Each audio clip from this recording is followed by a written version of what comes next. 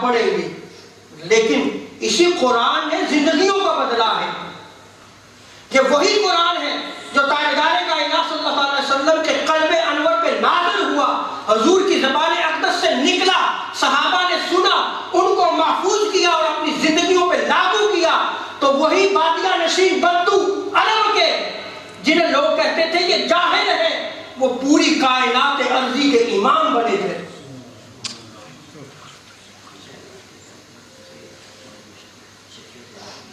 تو حضرت ابوبکر بن عیاش فرماتے ہیں کہ جب حضور صلی اللہ علیہ وسلم تشریف لائے، اس وقت اہل زمین والوں نے زمین پر فساد برپا کیا ہوا تھا۔ کیا کیا ہوا تھا؟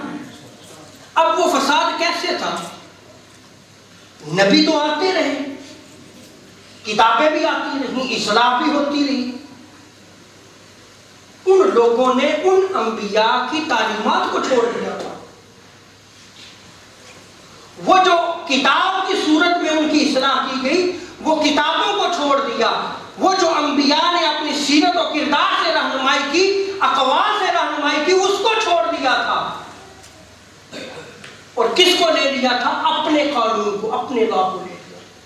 تو جب اپنے قانون انسان بنانا شروع کر دیتا ہے تو پھر فتنہ و فساد برپا ہونا شروع ہو جاتا ہے۔ کیا ہوا جس دور میں تاجدار کائنات صلی اللہ علیہ وسلم تشریف لائے، اس دور میں ساری جہالتیں جو ہے وہ سمٹ کر عرب میں اکٹھی ہو گئی تھی۔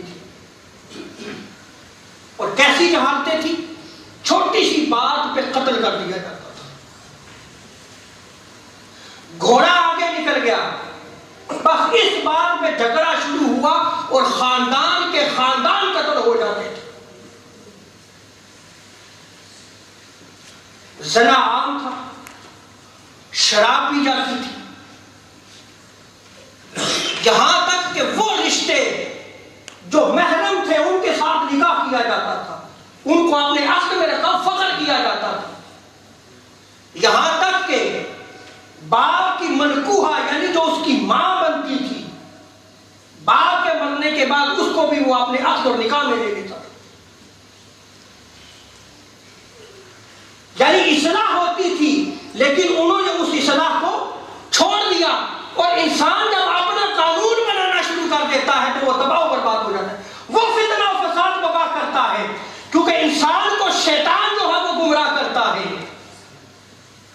کیونکہ اس نے تو قسم کھائی تھی کہ رب تعالیٰ جو تو قانون بنائے گا اور جو تیرے قانون پر عمل کرنے والے ہوں گے، میں تیرے بندوں کو اس راہ سے ہٹاؤں گا، تو وہ تو ہٹاتا ہے۔ پھر آج بھی اگر آپ دیکھ لیں، خواہ وہ مذہب کی صورت میں دہشت گردی ہو رہی ہے یا خواہ وہ سیاست کی صورت میں جو ہے وہ دہشت گردی ہو رہی ہے،